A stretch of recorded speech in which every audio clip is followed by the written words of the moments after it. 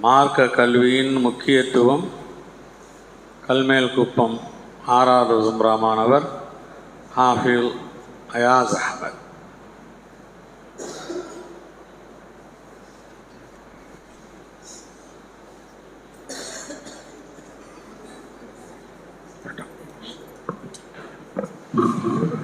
السلام عليكم ورحمة الله تعالى وبركاته.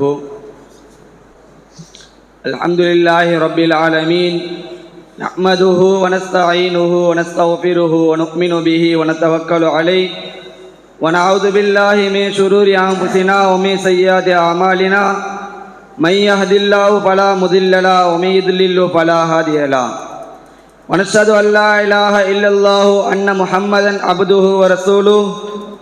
اللهم صل على سيدنا محمد وعلى آل سيدنا محمد وبارك عليه وسلم. أما بعد، فقد قال الله تعالى في القرآن العظيم والفرقان المجيد بعد أعوذ بالله من الشيطان الرجيم بفضل بسم الله الرحمن الرحيم. قال الله تعالى: يرفع الله الذين آمنوا منكم والذين أوتوا العلم درجات. قال النبي صلى الله عليه وسلم: طلب العلم فريضة على كل مسلم. صدق الله العلي العظيم. இந்த உலகத்தை படைத்து பரிபாலிக்கின்ற இரட்சகனாகிய அல்லாஹ்விற்கு எல்லா புகழும்.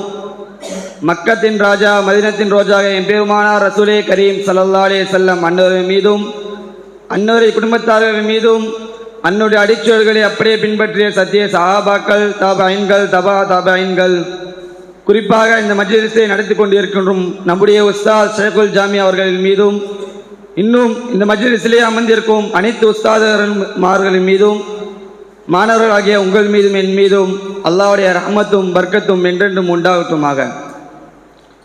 கண்ணியத்திற்குரிய அல்லாஹ்வின் அடியார்களே, மார்க்க கல்வியின் முக்கியத்துவம் என்பது இந்த உலகத்திலே இருக்கின்ற எல்லா மனிதர்களுக்கும் இல்மின் முக்கியத்துவம் மிக மிக அவசியமானதாக இருக்கிறது. இந்த உலகத்திலே எந்த ஒரு மனிதன் இந்த உலகத்திலே வாழ்கிறானோ அந்த மனிதனுக்கு கண்டிப்பாக இல்மு மிக அவசியமானது ஒன்று. அந்த மனிதனிடத்தில் இல்மு இல்லாமல் இந்த உலகத்திலே ஒரு மனிதன் வாழ்கிறான் என்று சொன்னால் அந்த மனிதன் இந்த உலகம் முட்டாளாக மாற்றிவிடும். அதே ஒரு மனிதனிடத்தில் இந்த உலகத்துடைய இல்மோ அல்லது மார்க்க கல்வித்துடைய இல்மோ ஏதாவது ஒரு இல்மு அவனிடத்தில் இருந்தது என்று சொன்னால் அவனுடைய அந்தஸ்துகள் இந்த உலகத்திலே அவனுடைய அந்தஸ்துகள் உயர்ந்ததாக இருக்கிறது. உதாரணமாக நாம் சொன்னோம் என்று சொன்னால், நாம் எல்லாம் ஒரு டாக்டர் இடத்திலே நாம் செல்வோம்.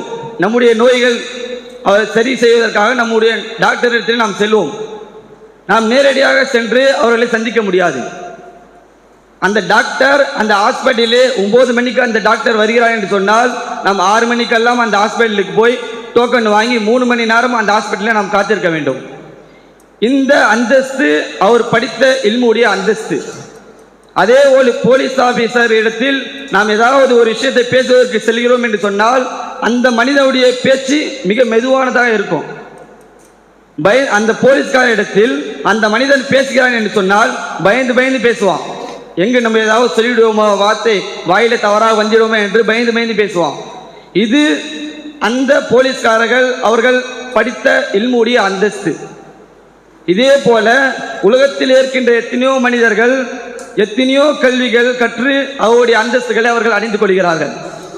இந்த உலகத்துடைய கல்விக்கு இந்த அளவுக்கு அந்தஸ்துகள் இருக்கிறது என்று சொன்னால் மார்க்கத்துடைய கல்விக்கு எந்த அளவுக்கு அந்தஸ்துகள் இருக்கிறது என்று நாம் சிந்தித்து பார்க்க வேண்டும். இன்னத்திற்குரிய அல்லாஹ் அடியார்களே, நபி ஸல்லல்லாஹு அலைஹி வஸல்லம் ஹதீஸில் சொல்லியிருக்கிறார்கள், தொலபல் இல்மி ஃபரீதத்துன் அலா குல்லி முஸ்லிமின்.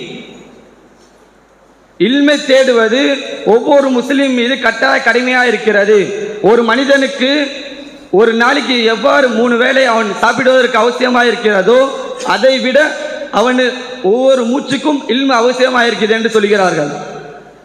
கண்ணியமானவர்களே, நாம் இந்த உலகத்திலே நாம் பார்த்தோமே என்று சொன்னால் மார்க்க கல்வியின் முக்கியத்துவம் மிக மிக குறைந்து போய்விட்டது.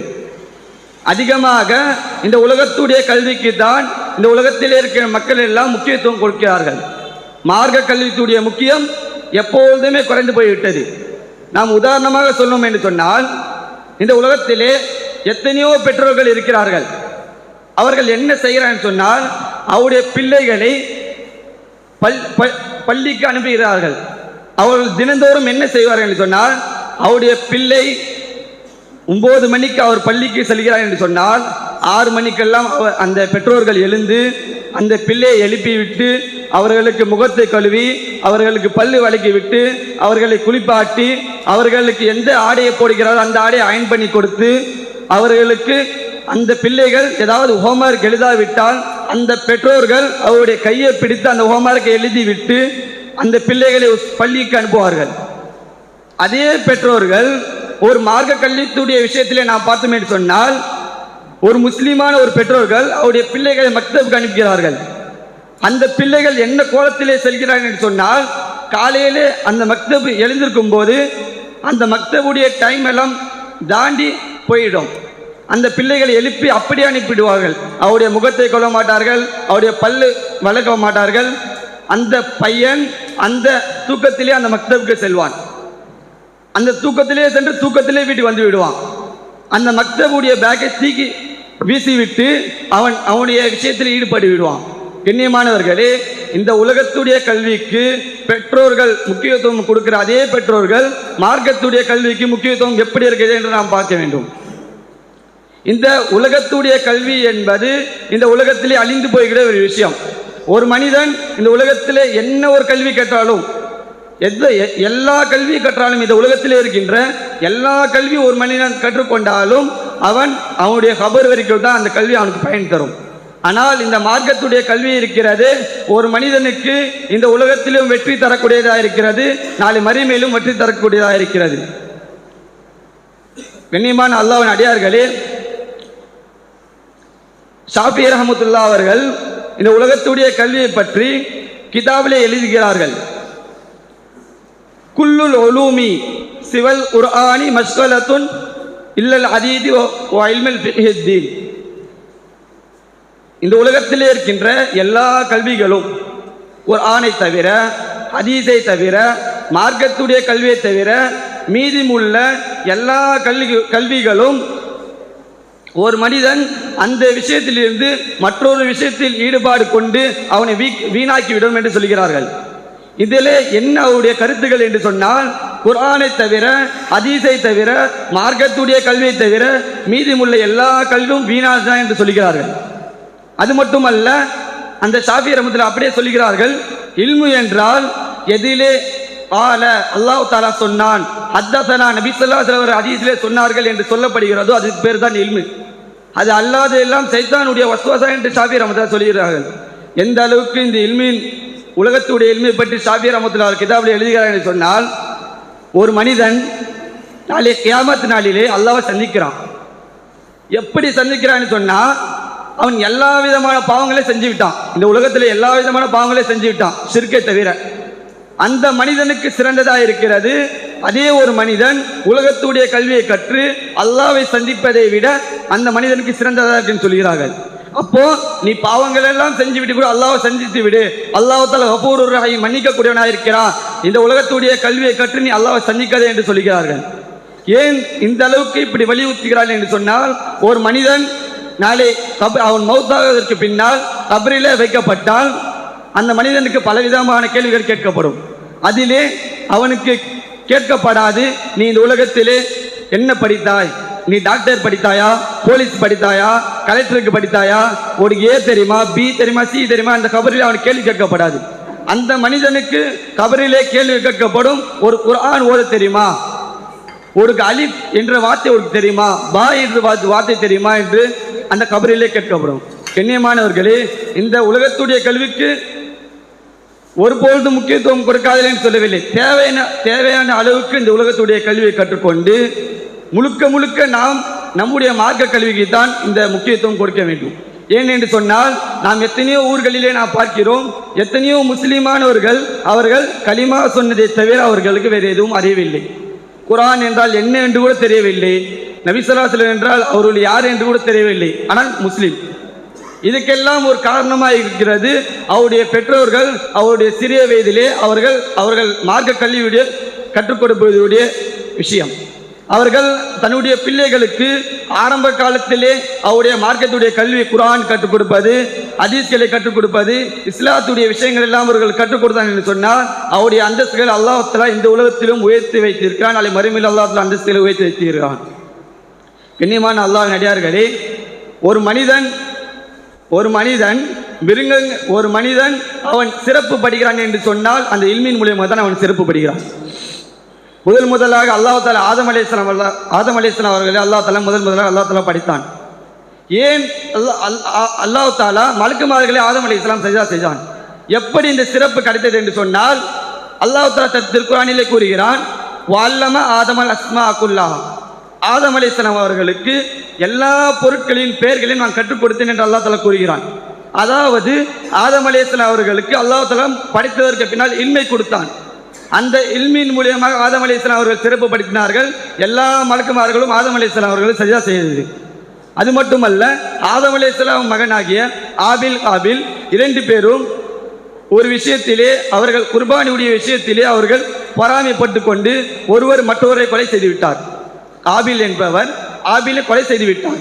கொலை செய்து விட்டது பிறகு அவர்களுக்கு என்ன செய்வதை தெரியவில்லை. தன்னுடைய சகோதரனாகிய ஆபிலை எப்படி நாம் கபரில் அடக்கம் செய்வது என்று அவர் அறியவில்லை. அந்த இல்மு அவர்களுக்கு இல்லை. அல்லாஹ் தஆலா என்ன செய்கிறான் என்று சொன்னால் அவர்களுக்கு கற்றுக் கொடுப்பதற்காக ஒரு காகத்தை அல்லாஹ் தஆலா அனுப்புகிறான். அந்த காகம் என்ன செய்கிறது என்று சொன்னால் அந்த காகம் இன்னொரு காகத்தை, இறந்த ஒரு காகத்தை எடுத்து வந்து அதனுடைய மூக்காலும் அதனுடைய கால்களையும் பள்ளத்தை தோண்டுகிறது. அதன் பிறகு அந்த காகத்தை போட்டு மண்ணை போட்டு விடுகிறது. அல்லாஹ் தஆலா தன் திருக்குர்ஆனிலே கூறுகிறான், பபாத்தல்லாஹ் உராபை, ஒரு காகத்தை அல்லாஹ் தஆலா அனுப்பினான். யபாது பில் அர்தி, பூமியிலே அது ஒரு பள்ளத்தை நோண்டியது. லி உவாரியோ செய்ஃப இவாரி சவாதாகி, எப்படி ஆபிலை படிப்பது என்று அவர்கள் கற்றுக் கொடுப்பதற்காக அல்லாஹ் தஆலா ஒரு காகத்தின் மூலியமாக அல்லாஹ் தஆலா அவருக்கு கற்றுக் கொடுத்தான். அதே போல ஆபில் என்பவன் அவருடைய சகோதரனாகிய ஆபிலை அவர்கள் அடக்கம் செய்தார்கள். அந்த காகத்திற்கு அல்லாஹ் தஆலா இல்மை கொடுத்திருந்தான். அந்த காகத்துக்கு அல்லாஹ் தஆலா இல்மை கொடுத்திருந்ததினால்தான் அந்த காகத்துடைய பெயர் குர்ஆனிலே பதிவு செய்யப்பட்டிருக்கிறது. கண்ணியமான அல்லாஹ்வின் அடியார்களே, நாம் கொஞ்சம் சிந்தித்து பார்க்க வேண்டும். நபி ஸல்லல்லாஹு அலைஹி வஸல்லம் அவர்கள் உலகத்துக்கு தவிர நபி ஸல்லல்லாஹு அலைஹி அவர்கள் ரப்பி ஜித்னி இல்மா, யா அல்லாஹ் எனக்கு இல்மை அதிகமாக்கி என்று சொல்கிறார்கள். ஏன் என்று சொன்னால் ஒரு மனிதனுக்கு இல்மு கிடைத்து விட்டால் அந்த மனிதனுக்கு எல்லா விஷயங்களும் அந்த மனிதனுக்கு கிடைத்துவிடும். அந்த இல்மின் மூலியமாக தான் எல்லா மனிதனுக்கும் எல்லா விஷயங்களும் அவனுக்கு பயன்படுகிறது. கண்ணியமான அல்லாஹ் அடியார்களே, நாம் இங்கே வந்திருக்கிறோம் என்று சொன்னால் அந்த இல்மை கற்பதற்காக நாம் வந்திருக்கிறோம். அப்போ நாம் இல்மை கற்பதற்காக வந்த நாம் அந்த இல்முக்கு எந்த அளவுக்கு நாம் முக்கியத்துவம் கொடுக்கிறோம் என்று நாம் சிந்தித்து பார்க்க வேண்டும். ஒரு மாணவன் 7 வருஷம் படிக்கிறான் என்று சொன்னால் அவன் படித்து முடித்ததற்கு பின்னால் ஒரு இமாமத்துக்கு ஒரு இடத்துக்கு செல்கிறான் என்று சொன்னால் அங்கே ஊரிலே மக்கள் ஏதாவது ஒரு நஹ்வுடைய கேள்விகள் கேட்கிறான் என்று சொன்னால் அந்த மாணவனுக்கு அந்த ஊருடைய மக்களுக்கு கேள்விக்கு பதில் சொல்ல தெரிஞ்சு இருக்க வேண்டும். அப்படி எதுவுமே தெரியாமல் என்று சொன்னால் அவன் படித்ததற்கான ஒரு பிரயோஜனமே இல்லாமல் போய்விடுகிறது. கண்ணியமான அல்லாஹ் அடியார்களே, நாம் அல்லாஹ் தஆலா தன் திருக்குர்ஆனிலே கூறுகிறான், யுத்தில் ஹிக்மத மையஷா, அல்லாஹ் தஆலா யாரை நாடுகிறானோ அவர்களுக்கு தான் ஞானத்தை கொடுக்கிறான். அதாவது ஞானம் என்று சொன்னால் மார்க்க கல்வியை கொடுக்கிறான். அப்போ நம்ம இங்க வருவதற்கான காரணம் அல்லாஹ் தஆலா தான். அல்லாஹ் நாடியனால் தான் நாம் இங்கே வந்திருக்கிறோம். நம்முடைய பெற்றோர்கள் ஒரு ஒரு காரணமாக இருந்தாலும் முதலாக அல்லாஹ்வுடைய நாட்டம் இருந்தது தான் நாம் இங்கே வந்திருக்கிறோம். ஆக வல்ல ரஹ்மான் நாம் இந்த மதரசாவிலே படிக்கக்கூடிய காலத்தில் இல்முக்கு முக்கியத்துவம் கொடுத்து அந்த இல்மின் படி நடப்பதற்கு அல்லாஹ் தஆலா தௌஃபீக் செய்வானாக. வாகிதவான அல்ஹம்துலில்லாஹி ரப்பில் ஆலமீன். அஸ்ஸலாமு அலைக்கும் வரஹ்மத்துல்லாஹி தஆலா வபரகாத்துஹு. மாஷா அல்லாஹ், ஷுக்ரன் லக்.